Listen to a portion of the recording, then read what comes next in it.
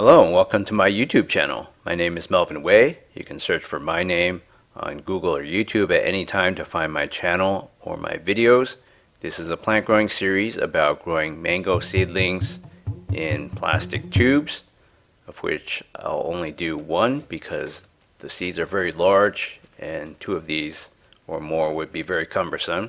So I suspect that fruit trees need their tap roots to go deep to develop well.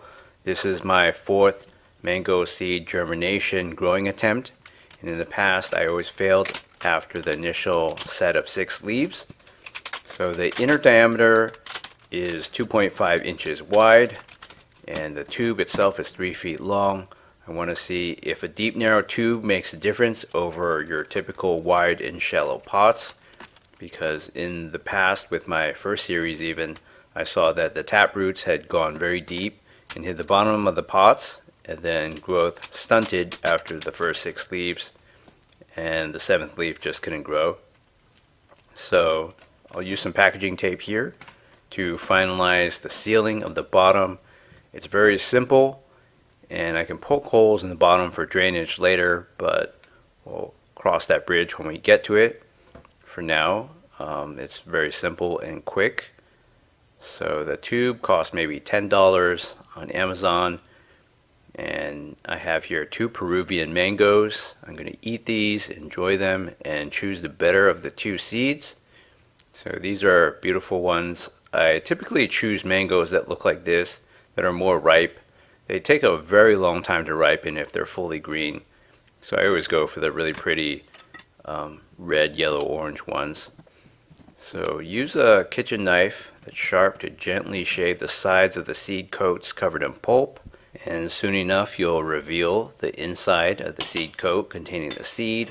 You don't want to cut too harshly with too much force too quickly, because then you'll lop off a piece of the seed, which would be hugely detrimental. These seeds are huge, but they're very fragile. They're very brittle. So after they start developing, if you were to excavate and drop it, the taproot would break. It seems like a lot of people have experiences, if they mishandle these, of just breaking the root and then it won't grow. I'm very careful, so that hasn't been a problem for me. Good seeds tend to look like this. They're pale white, and if they are bad, in my opinion, they have lots of gray and blackened areas, sort of like they've been bruised or they're rotten. So I was pointing to the root apical meristem or root tip. That's got to be intact, and it should have a pink dot at the end. The more bright pink it is, the healthier, in my opinion. So this seed is not bad as well. It's got more of this brown paper that's stuck all over it that's pretty hard to peel off in some cases. So you can see the root apical meristem looks healthy as well, but I think I'll go with the other one. This is a little more beige or whatever. I mean, both would probably work well, but I'm just going to go with the one that I like better, which is this one. It's smooth and it's a pale white. So I'm going to use a 50% sand, 50% California clay soil mixture by volume, and don't do what I'm doing here, which is trying to mix it in the tube. I was just being lazy there for a second and thinking that, well, I have this cool tube, I might as well just do this and mix it. But it doesn't work. You can do this many times and it doesn't really mix. It just does this little superficial mixing. It's a lot quicker just to do what I'm about to do, which is to pour it into a large container, such as this clay pot that I have, and then mix it by hand. It doesn't have to be perfectly mixed, but it should be mixed to the point where the sand serves its function, which is to provide aeration and drainage, and it's non-nutritive compared to the clay soil, which is very rich. So this will only have half the nutrition of something just growing outside in the California hills in my local neighborhood. So the soil around here is generally pretty rich and good for growing crops. That's why so many things are grown in California.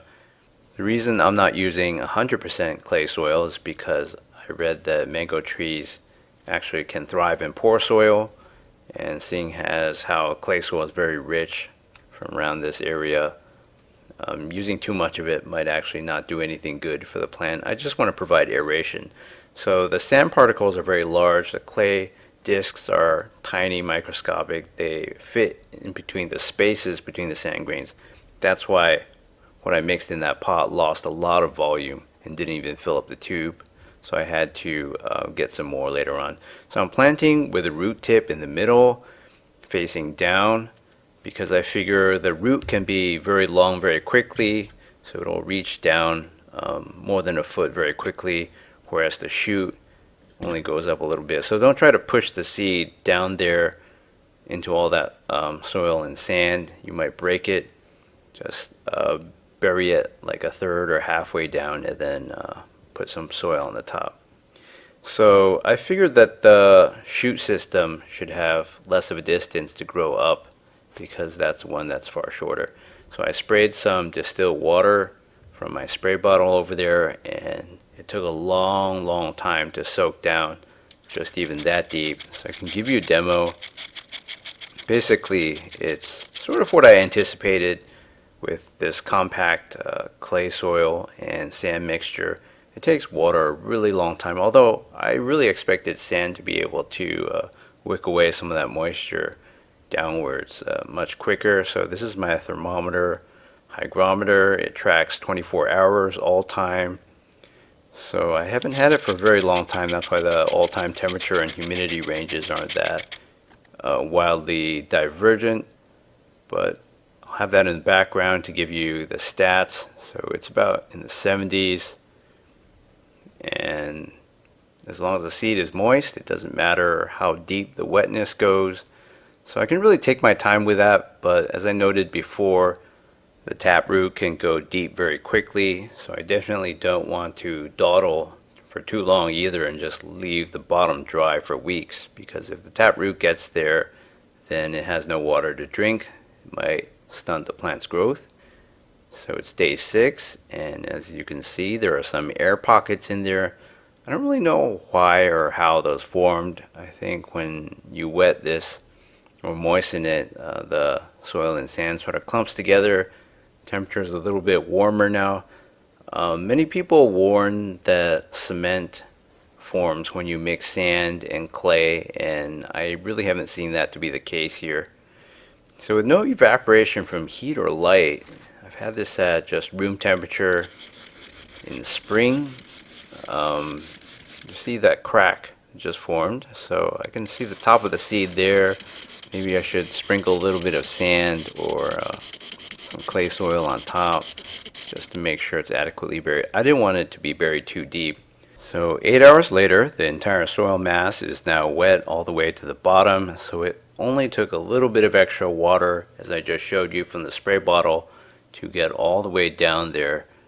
So that's kind of how it goes.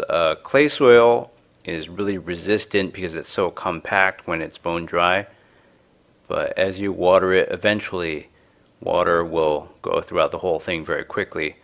So it's day 9, and we have visible germination. The temperature has been very consistent. What I like about this room temp germination with no light hitting it is there are no waves of heat, there's no evaporation. So 9 days is the fastest germination time for all my mango growing attempts. I've had offline attempts that I never published, and I've done so many series on this just because it's been so popular of a topic, a plant to be growing. So it's day 10. The indoor temperature has been around the mid 70s in Fahrenheit or 23 to 25 Celsius. And as you can see, the mango shoot is coming out.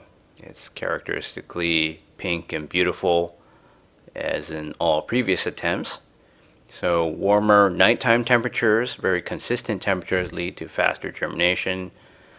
I don't know what the optimal ratio of sand to soil is. I did 50-50% by volume, but this seems to be working.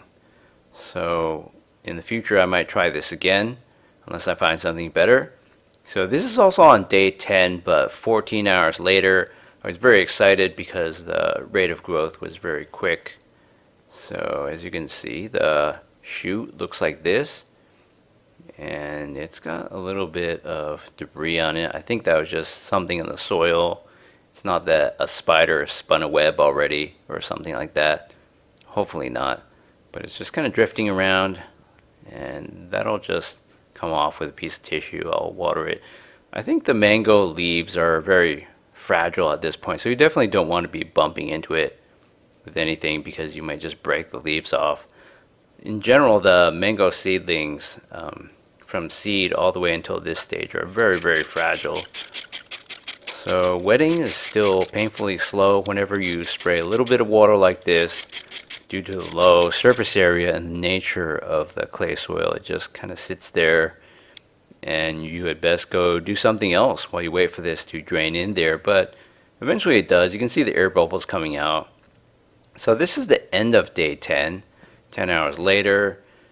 It's pretty humid for San Diego, 50%, but I gotta get this outside. I'm gonna deal with the lack of drainage by poking holes on the bottom, and I bought that container, and I'm going to use that to catch the overflow. So I have a needle that I'm going to use to poke holes with, and what you're looking at here isn't that the leaves have fallen off. Those are actually exposed parts of the mango seed that opened up to allow this beautiful stalk to come out. So it's thick and pink like that, and it's going to be for quite a while as the leaves develop. I never tire of seeing a mango seedling develop. It's a very beautiful plant, and it grows very fast in the initial stages because of all the energy and nutrient reserves within such a giant endosperm.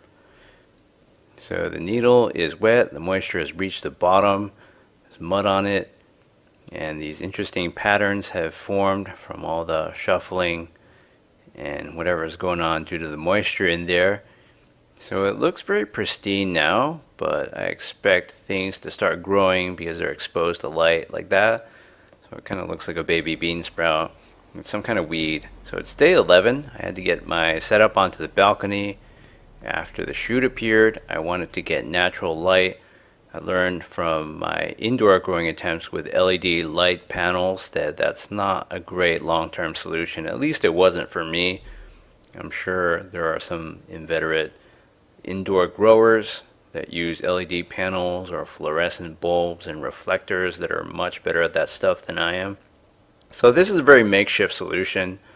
I used this elastic cord that I cut a very long section of and used it to tie that and try to get it perpendicular to the ground as much as possible. But this balcony slopes down as you approach the outer edge, so it's day 15, and as you can see in this partial light, this is a very beautiful plant.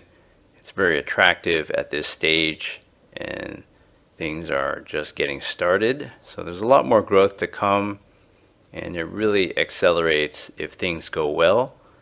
So in any case, you'll get to the stage where the 6 leaves are well developed, and then it really depends on what your growing conditions are, because that's really the make or break period. So it's day 17. I'm using an old trick of using handheld mirror, reflecting direct sunlight back onto the other side, so the footage isn't just completely backlit and horrible. It's actually great like this. So you can see air bubbles rising out every once in a while. So it takes a long time to water, and I'm not even sure that I need to water that much, but now that it's outside, it gets exposed to the harshness of the natural conditions in Southern California. So it's day 25. I'm filming at night. You can see patches of green. I think that's just terrestrial algae. Air pockets have formed that are pretty sizable.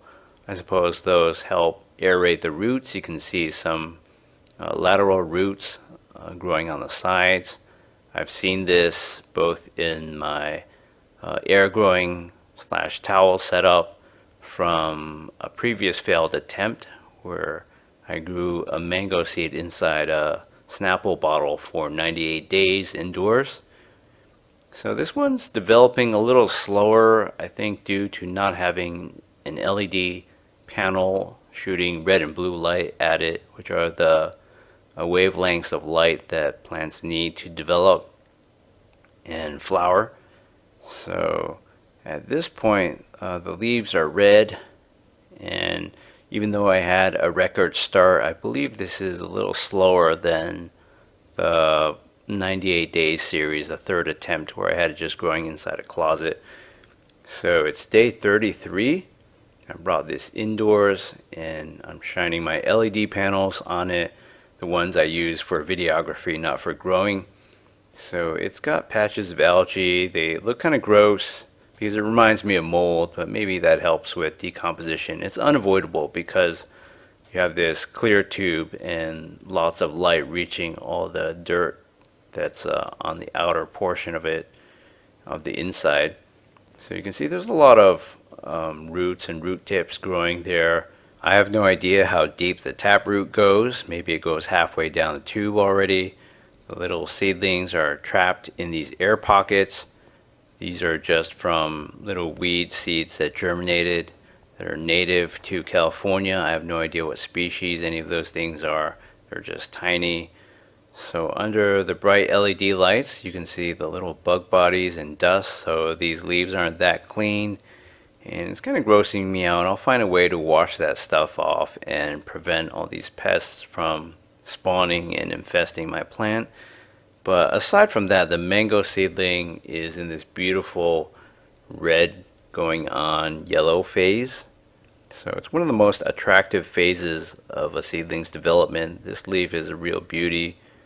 It's mostly yellow with a hint of orange. You see two flying insects are parked on my leaves. That's a regular occurrence since my first mango seed growing attempt back in 2017. So it's day 40, and as you can see during this nighttime filming, due to the contrast, there are all these bug bodies on my white plastic laundry container that I'm using for drainage and balance. The algae growth continues. It's pretty gross looking at this point. The root development for these little lateral roots is more advanced. So I'm assuming the taproot has gone down even deeper. I put a little layer of sand on top to kind of keep the seed buried. I don't want it exposed to the elements. And the top of that surface is a little pitted due to watering and air bubbles coming out. So as you can see, there's been a lot more development. We're finally seeing some pale green, green yellow, and these leaves are just really, really beautiful, but they're also they're just drooping straight down. So they completely lack turgor pressure, which is still kind of worrisome. But in my experience, once you reach the phase at which all the leaves turn a dark green, that's when you suddenly get a surge of turgor pressure, water pressure within the cells, and everything gets a little bit more erect and has more structure, although you'll never have all the leaves pointing up at an acute angle or even parallel to the ground. That's just the way mango leaves are. So as you can see, the seventh leaf has developed a little bit. It's this beautiful red since it's in its infancy still, but it hasn't really elongated that much either. So this yellow leaf is a real beauty. The first imidacloprid treatment is on its way for this plant because all the other plants have been treated with this and it's worked really, really well. And everything likes the smell and taste of mango leaves. All the bugs and parasites out there that will fly over and infest this if I don't do anything. So I'm going to treat it, but not with much since there's not that much room on top of this tube to water.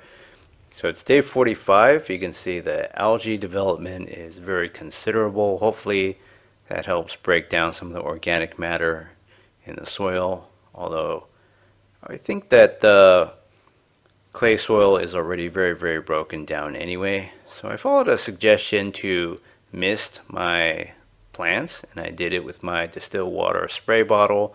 Hopefully this will help mimic the tropical conditions in which mangoes grow, and at least for the better part of a day provide for a lot of moisture in this very localized area. So the leaves are getting bigger. They're starting to get a little bit of turgor pressure. And the seventh leaf is actually growing, not by much, but at this point I really expect it's the first 6 leaves that will do most of the growing. So it's day 49.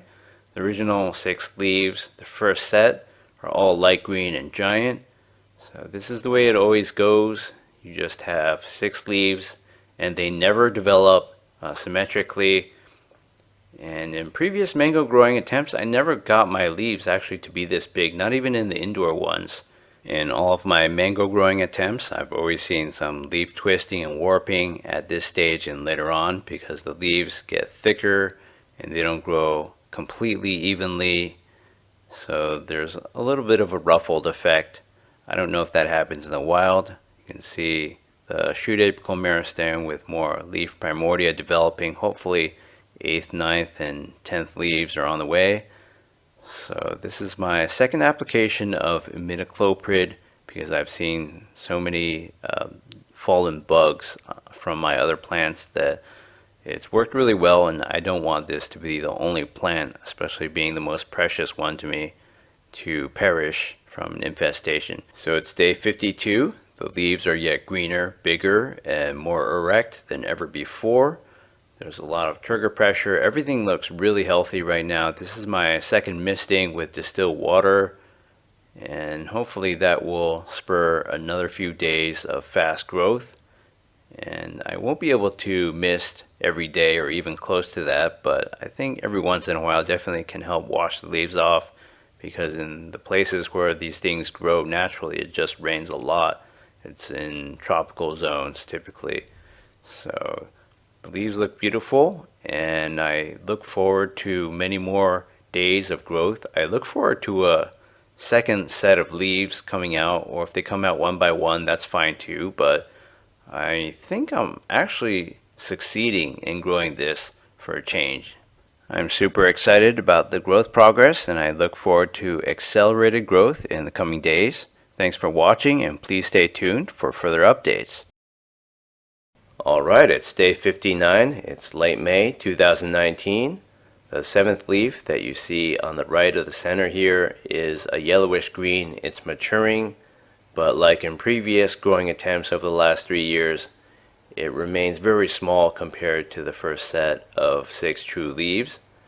But in this case, you could see the leaf primordia at the shoot apical meristem in the center top have formed what looks to be a second set of true leaves developing, and that looks much bigger than anything I've ever seen in my previous series.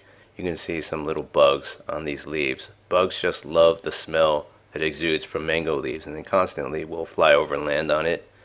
So that's why I've been applying imidacloprid to many of my plants. I've had 2 small doses of that. I can't really apply that much because the tube is so narrow. So there's not that much space for any kind of insecticide or fertilizer there to go in, or water.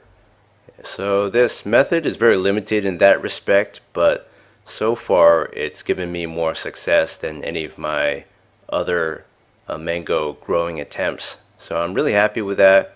The leaves gained a lot of turgor pressure, as you just saw, and they're far more erect than they were in any of my previous series, I believe. Well, maybe not the 98 days in a Snapple container one that I grew indoors with a towel that would keep the root system moist. The root system was suspended in air.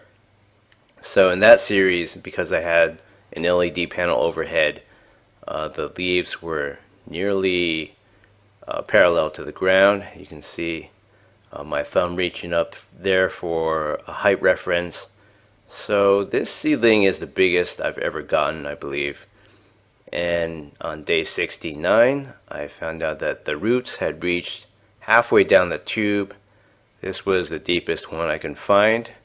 So it sort of looks like a petroglyph in the American Southwest carved on the rocks.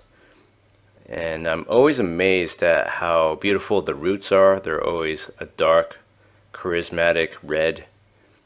And it's sort of ruined here by all this algae, I believe. At least I think that's algae, but the algae can potentially provide oxygen. So plant roots need oxygen only, they don't need carbon dioxide. They give off carbon dioxide, they need to breathe like animal cells do. So only the leaves will give off oxygen. That's why it's important for the soil to be oxygenated. Otherwise, plant roots can't function over time. So this tube balancing in a detergent container is proving cumbersome for filming. I always have to make sure this whole gig is balanced, otherwise it might fall over and be disastrous. It might knock or break something off this plant. And as it gets bigger and bigger, that's a bigger concern. So I'm just making some comparisons to my hand for size, and the leaves are very waxy and big. They don't really have a fragrance to me, but the insects find them irresistible. And it seems that the misting with distilled water really helps, and I tend to do that at night, so it doesn't evaporate immediately. And I'm giving you a reference for how tall this stem is right now. So I'm wondering if there's going to be increased distance between the leaf nodes, or is new growth just going to shoot out on top? So I don't know because I haven't experienced it yet. And this is an example of me misting.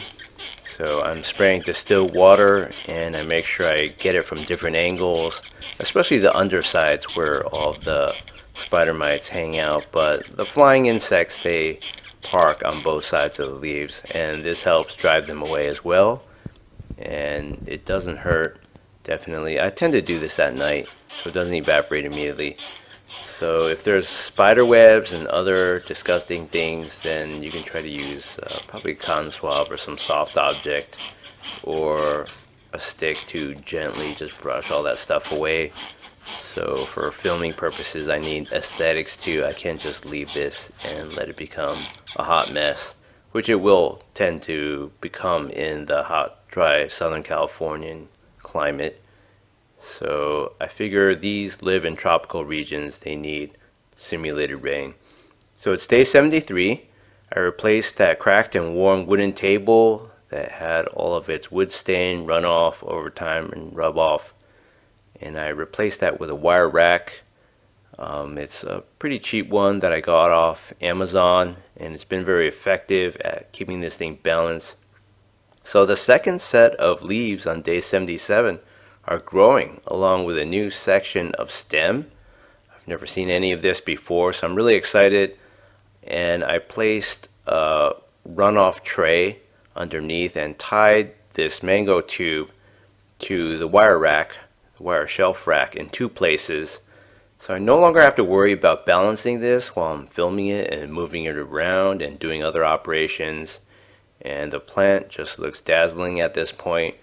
It seems like the inner nodes between the original 6 leaves, 7 leaves maybe, they're not going to get any longer. It's just that a new growth will shoot out on top. So it's sort of like the beginning all over again, except this is being added to what I've already gotten. And so far I've been misting every few days, and the droplets of water give it a really an attractive, beautiful appearance. So this thing is getting taller, but not in the way that I thought it would. I thought the original stem would just keep getting taller. So this 7th leaf here is still puny. It's not fully green or as dark as any of the other leaves. So that's one thing I don't really understand about mango seedling development. Like, why is it that the first 7 leaves are all different sizes and they have all these inexplicable curls to them? At least in every attempt that I've had in many different conditions, in the online series that I've shown, and some offline attempts as well.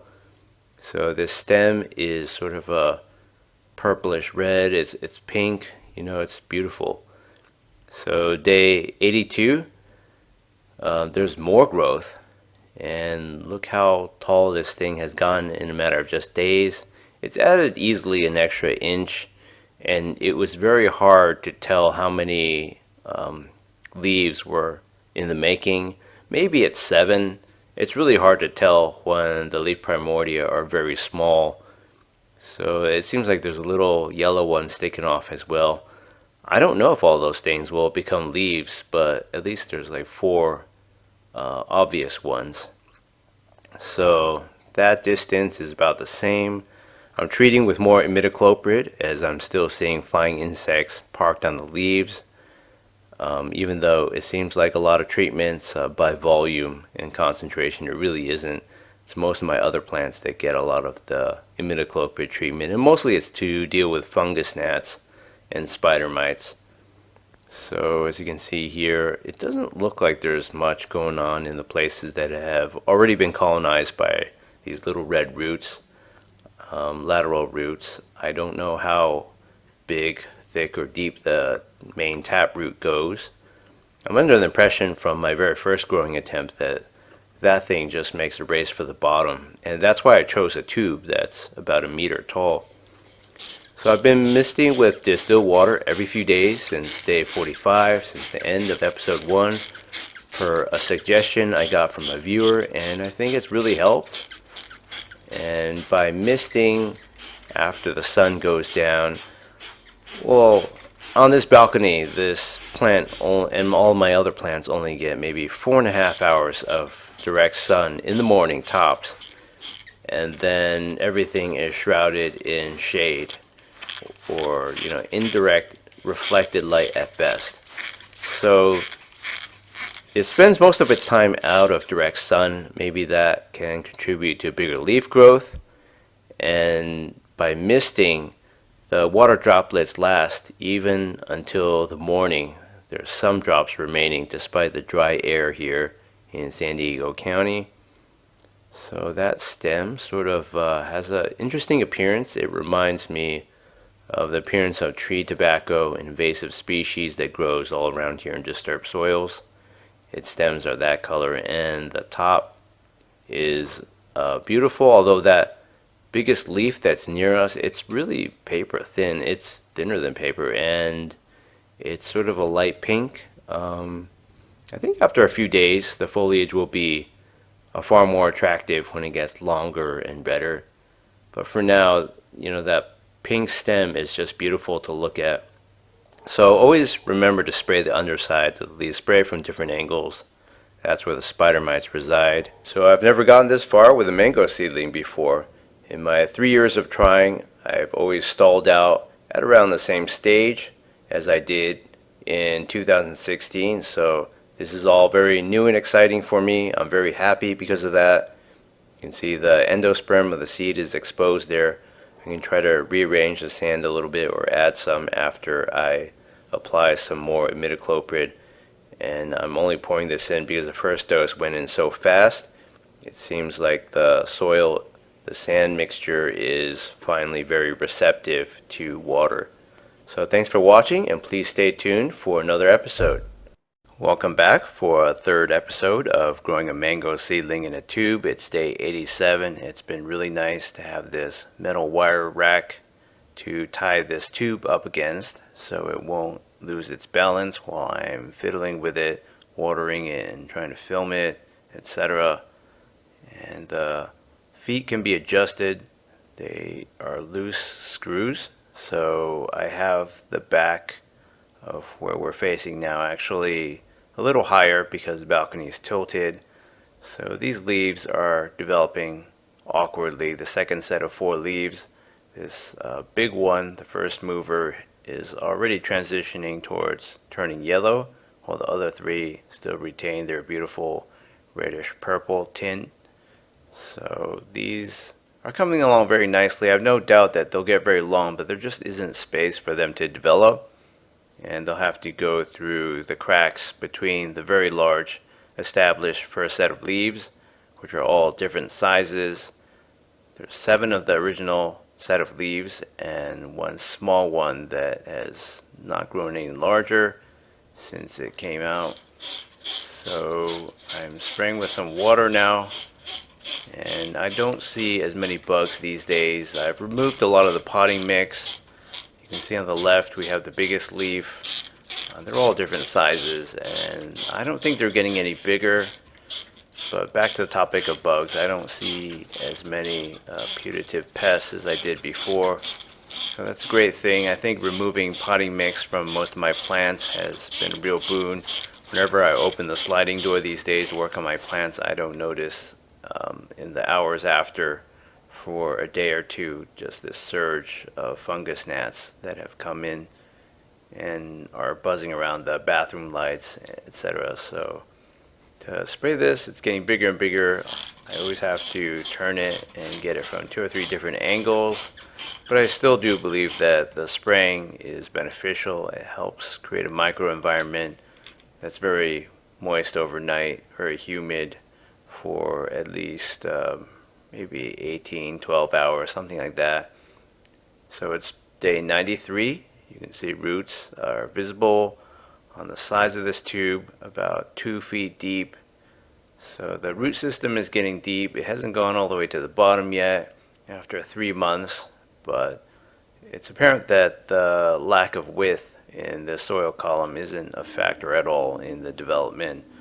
So the plant roots definitely prefer to go deep rather than wide, and that makes sense because it helps anchor the plant. So as you can see, there are a few more dots, debris, or maybe dead bugs on the leaves. That happens if I haven't cleaned for a while, aka sprayed it. So yeah, there's still a bit of bugs, still a lot of things that want to fly in and feed on this, I suppose. So as long as I deal with that, I think also I've been doing a lot of transplants lately, and if I work with dry dirt and sand, that kicks up a lot of dust and dirt, and that lands on the leaves too. So most of that could actually be what we're seeing here, the dots. But as far as pests, my leaves are very healthy and everything seems okay, so I'm not too worried. So this is the biggest leaf. It's long, it's yellow, sort of a yellowish green, and it's as long as anything else, but it's not getting wide, and the positioning is very unfortunate. I don't think it'll be able to unfurl and just be flat like a normal leaf. And these other 3 leaves are getting long as well. So the stem has gotten longer. The second segment of stem, which is still sort of a reddish pink versus the green for everything else. And you can see some new leaf primordia developing, tiny little leaves beginning for perhaps a 3rd set. That's the way I think this plant is going to develop. It's just going to keep repeating this process, but I don't know at which point it'll branch out and how tall this will get in the coming months. I think it should get pretty tall, a few feet tall, as long as things keep going this way. So I think at the end of the conclusion of this episode, it was mid-July. So I still have a few months of warm weather. Typically it doesn't start to really get cold in San Diego County, California, until it's maybe December. I mean, it does get a little chillier, but it doesn't truly get anywhere near freezing temps until maybe January. So I have maybe another few months of warm growth. Typically August is the hottest month. September can still be very hot. Things do cool down by October, so that's 3 months of warmer weather. And I've been thinking about whether I need to take any actions to shield this from potentially freezing temperatures in the winter, but we'll cross that bridge when we get to it. So it's day 98, and as you can see, there's further development. This plant just always looks so beautiful, and the leaves are coming into their own, the second set of leaves. So this is sort of a odd tweener state in which they're sort of transitioning, 3 of them, from red to yellow. So they end up looking sort of pink from the back. And this main leaf is taking a long time to turn green, but I have faith that everything will just end up the same way as the first set of leaves, and they'll get a lot more erect over time. It's not that they're lacking for target pressure, or maybe they are. Maybe that's just the way they develop. But everything's long and droopy in the beginning. It's just that for this set of leaves, they don't have room to develop. So I was thinking about in nature, would everything just drag on the ground and would the leaf tips sort of rot away because of that? If they're touching wet stuff, maybe. So the leaf primordia are getting longer at the top, and these things are just in a perpetual state. The second set of leaves of not finding like an adequate place to be oriented without bending and curling. So I hope the third set of leaves comes out better than this. But yeah, the second set is just 4 leaves, so we have 11 leaves total. If you want to count those at the top that are not quite leaf primordia, but you know they're not quite leaves either, then maybe we have 3 or 4 more coming. So these things just kind of sit like that for a while, and there are some odd nodes and notches along the stems. So I haven't really characterized those yet, but I don't know whether they serve any kind of function. And definitely, as the tree makes it to become a sapling and gets bark on its stem, then that stuff would all be roughed over and covered up by bark, I think. So this is it's just a very charismatic plant. It's very interesting, and it never gets old to see this cycle of mango leaves come out and develop. It's just quite unlike any other plant I've had, and I'm really glad I'm succeeding thus far. I don't see any reason why this shouldn't be able to go on for a few months and beyond, and hopefully I won't lose a bunch of leaves from the winter cold. I know this place, San Diego, can get a little colder than the tropical climates this comes from, say Thailand, the Philippines, India, but I think it doesn't really get that cold here in Southern California, and I am on a sheltered balcony position. But we'll think about that later in a few months, 3 or 4 months, when it starts getting cold. I've been trying to grow mango seedlings for 3 years now. I had some failed germination attempts in 2016 and 2017. So I've come a long way. It took me 3 years just to figure out the right soil medium to get these things to grow and not to use potting mix. On day 110 I noticed small roots just a few inches away from the bottom on the side of the tube.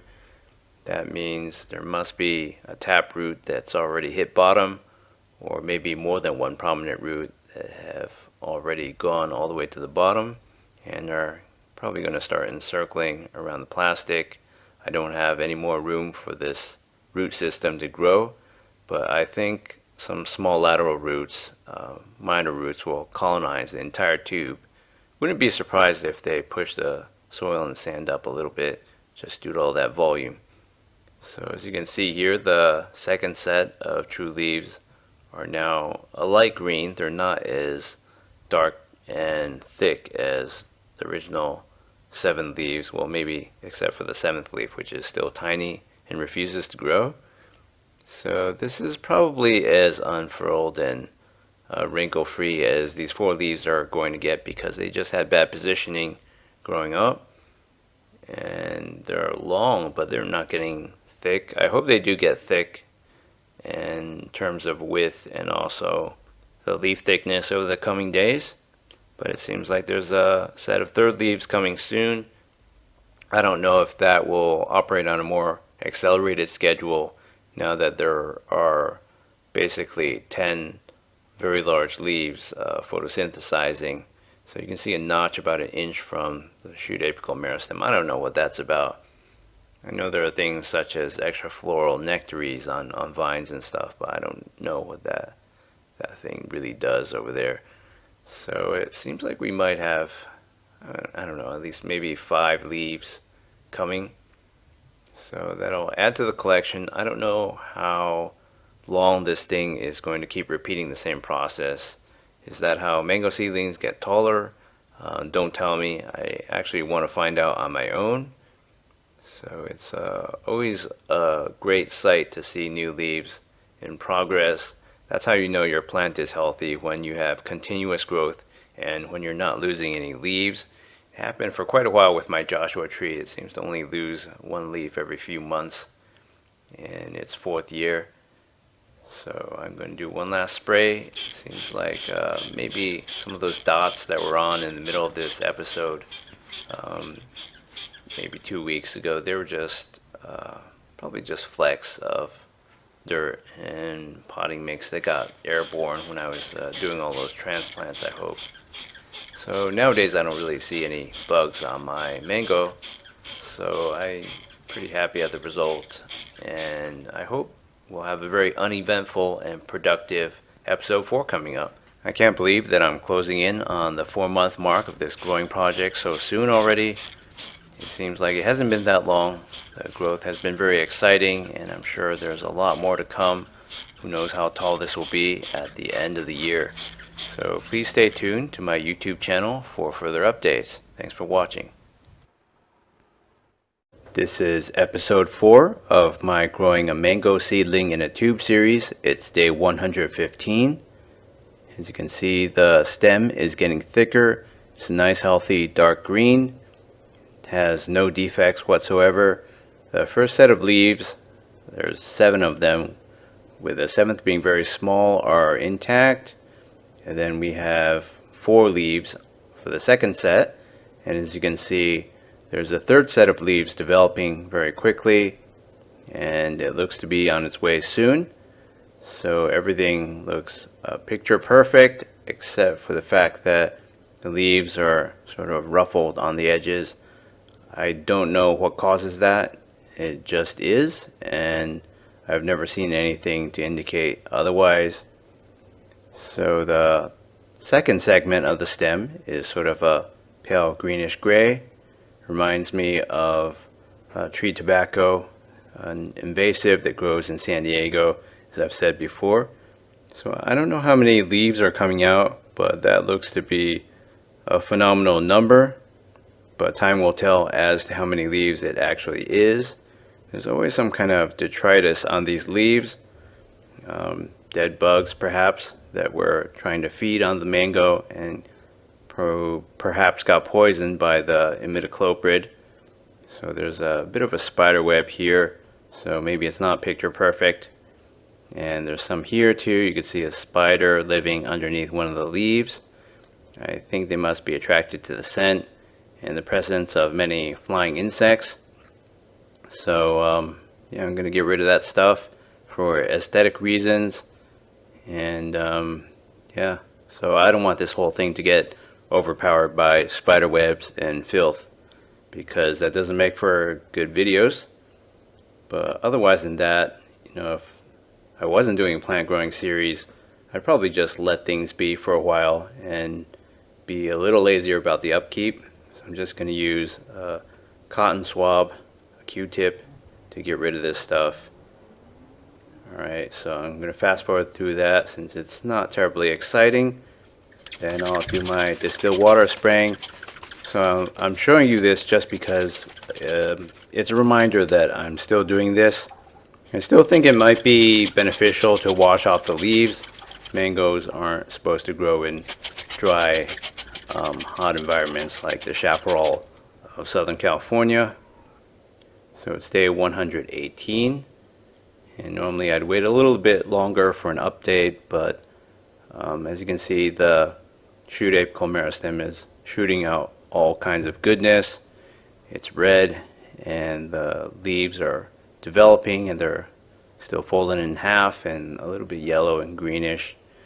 So there's a lot of activity going on there. I think there's definitely going to be the biggest set of leaves yet. It may exceed the 7 leaves of the first set. And there's some kind of bug there on the edge. I don't know if it's in any shape to continue, but I'll brush all that stuff off eventually. So the misting, it helps wash off all of these bug bodies, and otherwise this thing would just be cluttered up with all this unsightly pestilence. So the new growth is as beautiful as ever, and it never ceases to amaze how beautiful it is. It's always a mixture of pink and yellow and green. And I always enjoy watching the leaves change colors. So I'm treating a little bit more with imidacloprid. It's really hard to water with any appreciable volume like this. So there is a downside. I mean, the stuff inside of the soil mixture, which contains half sand, it doesn't hydrate very quickly, but it also doesn't dry out very quickly because it's all entrapped by this plastic tube. And this plastic tube, of course, can't stand on its own. It has that downside, so I have to tie it to this wire rack. So yeah, there are upsides and downsides to growing in a tube, but I think I've never gone this far, definitely, with a mango seedling, so I think it's pretty much worth it up until this point. It's day 122. As you can see, the new growth, the third segment of stem, is coming out. And if you haven't noticed by now, I'd like to point out that the plant is growing a little bit crooked. The second segment of stem that you see down there, the greenish gray one, it's not perfectly perpendicular and straight out of the tube. And there are many reasons for that. I mean, it probably was going to happen anyway, but yeah, well, here's an example of a Q-tip where there were a bunch of bug corpses on the undersides of the leaves. So things are definitely trying to feed on the plant. That's why I keep applying imidacloprid. And you can see other bug bodies over there. So flying insects just keep coming in. So yeah, there are downsides to growing in a tube like this, but yeah, I think it may grow crooked anyways, even if you plant it in the ground, but it's all just exacerbated by the fact that I keep spinning this tube around, and for the beginning of the series I didn't have this perfectly perpendicular to the ground, so aligned with gravity, so things like that can happen. So not all of these growths that I thought were leaves are actually leaves. Some of them are these, I wouldn't even call them tendrils or anything like that. They're just like little growths that fall off. I don't know if they're intended to protect the plant or protect the new shoots. So it's day 125. You can see the curvature of the bottom segment of stem. So I think over time all of this will right itself. I think it'll all straighten out and thicken over time. But even if the stem doesn't straighten out any more than this, it'll be fine. It seems like the second and third segments of the stem are aligned at least. And the stem is very thick and robust in mango seedlings. It's in no danger of breaking. So there's another spider living on the underside of one of my leaves, one of the second set of leaves, of which there are 4. So I'll deal with that later, and I'll have to do some other housekeeping work to keep this plant clean and shiny. So the foliage on top looks really good again. The pink stem is it's very dazzling, and you can see at the shoot apical meristem there are yet more leaves coming out. So the plant is working on a 4th set of leaves, even as the 3rd set is far from being fully developed. So it looks like there are quite a few. How many is that? Yeah, at least 6 of them.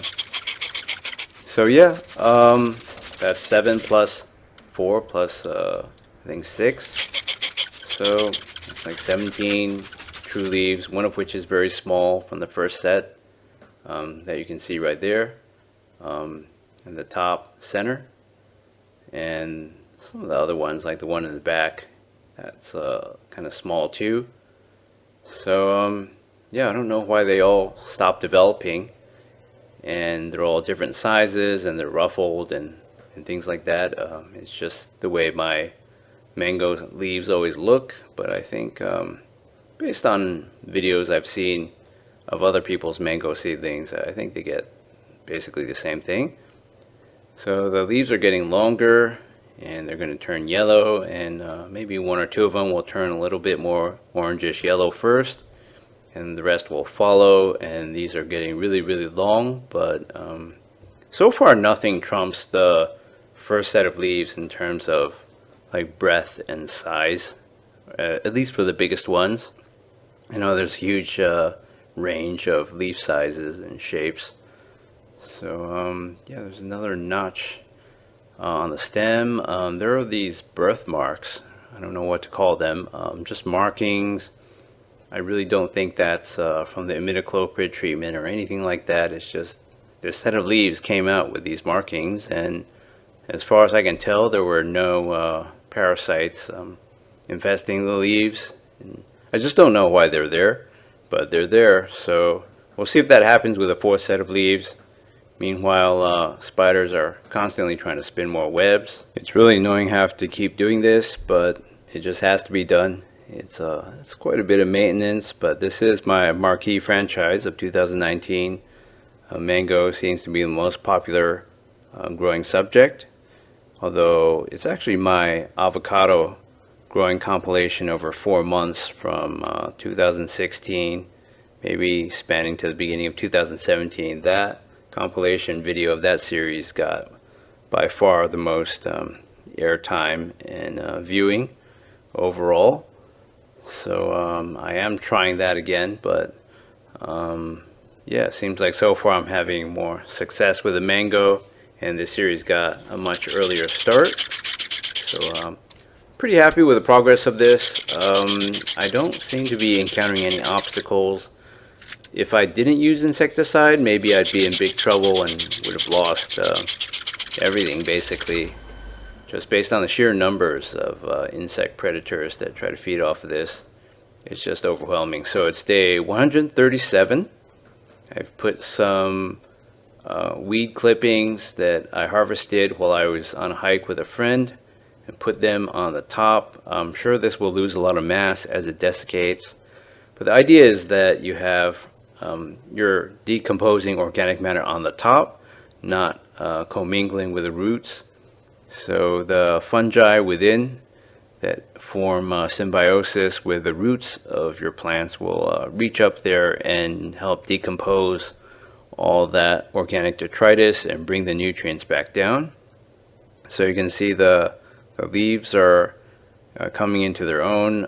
They're sort of a beautiful yellowish green, and they have all these birthmarks. And there's another spider. Actually, I don't know if it's the same spider.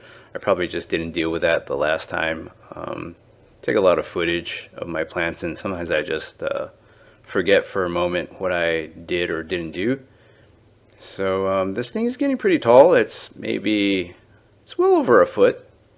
Maybe not a foot and a half yet, but it's almost there. So this third segment of stem is still elongating. It's sort of I don't know how to describe it, like a pinkish beige, something like that. So I keep getting these kind of spiders. I've gotten all sorts of spiders on my plants over the years, and this is just the latest one in who knows how many hundreds I've dealt with. Or jumping spiders and various ones. These kind of have these sloppy webs. They're not beautiful webs like the ones that orb weavers spin. And it's always just one spider, probably because they'll fight if there's another one, especially if it's another species. And if it's not related, they'll probably just eat each other. And then, so I only see one at a time. So the second set of leaves is completely developed. Third set, it has a way to go, and it'll gain some turgor pressure and be more erect at some point, but it's not far off. I think the third set of leaves is not that far off from being full size. So yeah, maybe it's just sort of lacking in nutrition compared to the first set of leaves, where those two biggest ones that you saw got a big head start in nutrition from the endosperm of the seed. So it's day 143.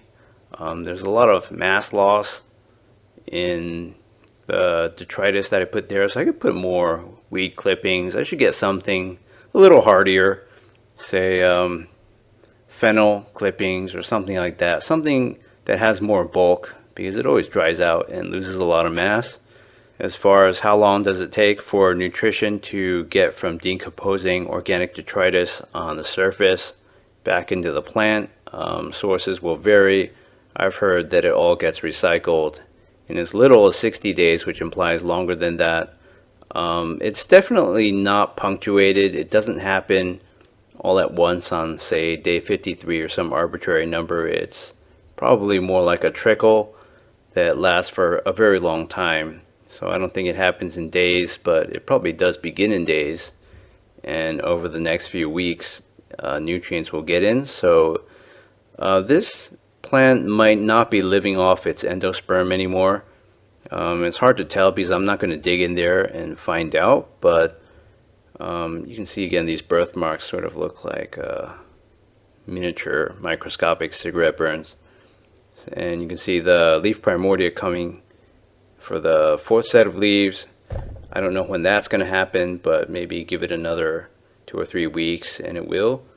So the leaves are more erect now, they're gaining turgor pressure, and yeah, I don't know how much nutrition this plant is drawing from the cylindrical soil sand mixture, that mass, and how much it's still drawing from the endosperm that the seed came with. I just don't know, and I figure you know, I'm not really up for miracle grow fertilization at this point. Tons of people complain about that anyway. I'll try just putting more and more weed clippings on top to see what happens. I mean, I'm not against using miracle grow, but if the plant's doing just fine without it, I'm sort of loath to upset the balance and potentially burn anything by over fertilizing. But if I do, I'll make sure to follow the instructions and just have it dissolved. It's just that for a soil mass like this, it's kind of hard to water at any given time, and it's day 150. You can see all this terrestrial algae, I believe. You can see the roots have gone pretty deep, so even in the last episode I felt like the roots had already reached the bottom or were just mere inches away, and instead of just gross green for the algae, you see sort of a lot of orange too, and you see even more new roots, lateral roots crowding here. So I think this cylinder is not too far away. Maybe within a month or so it'll be completely crowded out with roots. And mango roots are very beautiful in that they're always sort of that deep burgundy. And in that series where I had it growing in a Snapple bottle indoors with LED lights for 98 days. You can just see how beautiful the roots are. So that's something we'll never get to see again because everything's buried underground here. And the colors of the stem segments haven't changed. The third segment's much taller, and it's in all likelihood mature, and it won't get any longer than this, I feel. And I feel like these leaves are all mature. I don't know what's up with birthmarks, but you know, what's done is done. I hope that doesn't continue for the rest of the sets of leaves. I don't want them to be marred. I mean, it's not really that unappealing, but it's just, you'll definitely notice it just based on the way I'm filming it. My seedling is on its way to becoming a sapling. If it gets to be over my height, in addition to the 3 feet of height of this tube, then the top leaves will no longer be getting any sunlight. I'll have to think of something to do. We'll cross that bridge when we get to it. Maybe I'll just tilt this tube and fling it over the edge of the balcony. It's the 5th episode of growing a mango seedling in a tube. This is day 163. You're catching a rare glimpse of what my balcony looks like in the mornings. This is east facing, so the sunlight hits it only for the morning for a few hours, maybe 4.5 at the most, and then that's it. And as you can see, a new set of leaves is developing, the 4th set, and there are some green spikes at the base that serve no discernible function. They'll fall off within a few days as this 4th set of leaves develops.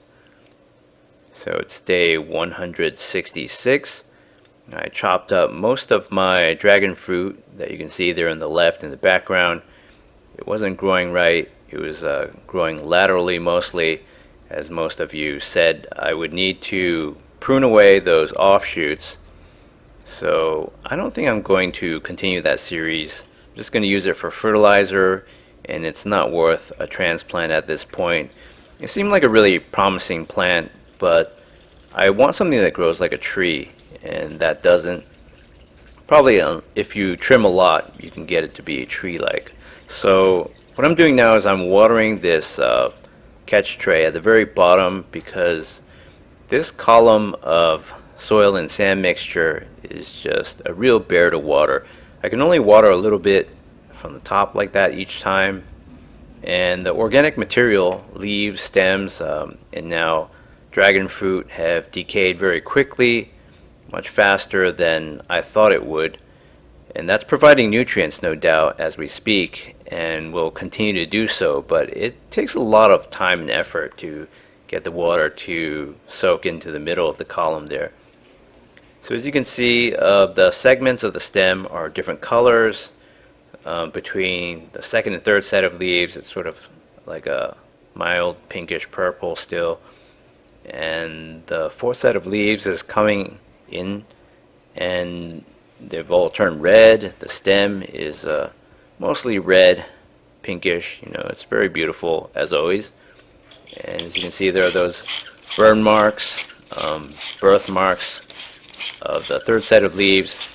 So I'm hoping the fourth set of leaves won't have those, and I won't have to look at those anymore, or at least they'll just be a very minor and forgotten part of this plant's aesthetics. So it seems like the first set of leaves on the bottom, as you'll see for the rest of this episode, are somewhat more droopy than they first were. So I don't quite know why that is, yet the leaves at the top of this developing mango seedling are far more erect. It's just the way it goes. Maybe the first set of leaves will be lost over time, but for the moment they look very healthy. So yeah, there's a lot of bugs that do try to feed on my mango leaves, and they all fail because they get poisoned by all the imidacloprid that's coursing through the xylem and phloem of this plant. So it's going to be well protected, at least for the better part of a year, I think, if the literature is to be believed, or the instructions of that Bayer imidacloprid. So I don't have to worry, but the spraying is more for aesthetics and to mimic rain in its tropical native habitat, and also to wash off all the dust and the dead bugs. So there's just a phenomenal amount of flying pests that try to land on this, and so far I've seen them warded off. So it's been a good experience. And day 172, you can see the color of the algae is kind of freaky there. It's sort of a fluorescent green. It's so green, it's sort of like that pond scum that you see on top of ponds sometimes. There's a lot of algal growth. So as you can see, the dragon fruit cuttings all wasted away very quickly. So every time I water, that induces yet more fungal decomposition and gets more nutrients washing down in there. So as always, I never get tired of watching the color transitions and admiring the colors and the textures of the stem. So every part of this plant is very aesthetic, and it's probably the most beautiful plant I've had so far. So I haven't seen what its flowers look like yet. Definitely the passion fruit had beautiful flowers, but those were very ephemeral. So I put some leftover cilantro and diced up celery on top of all the stuff that's already in there, the now unrecognizable dragon fruit cuttings. I figured what better way to generate thick, healthy stems and leaves than to put likewise on top as fertilizer. There's no point in letting unused vegetables, rotting vegetables, go to waste. I mean, they look pretty healthy from this distance, but there are definitely lots of bits of brown and leaves yellowing. Not the stuff you want going into soup, so I decided to use that as fertilizer.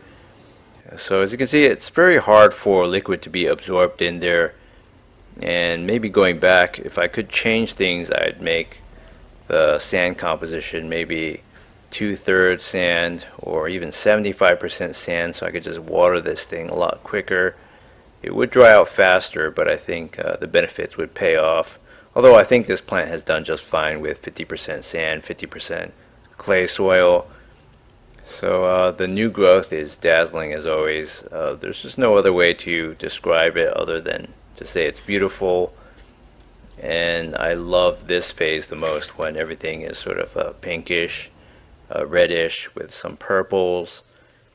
And the yellow phase will last for maybe only a day, and then they all start turning large and green and gain turgor pressure. So sometimes I mute things. The spray bottle here was very squeaky, so I turned off the sound for that part of the footage.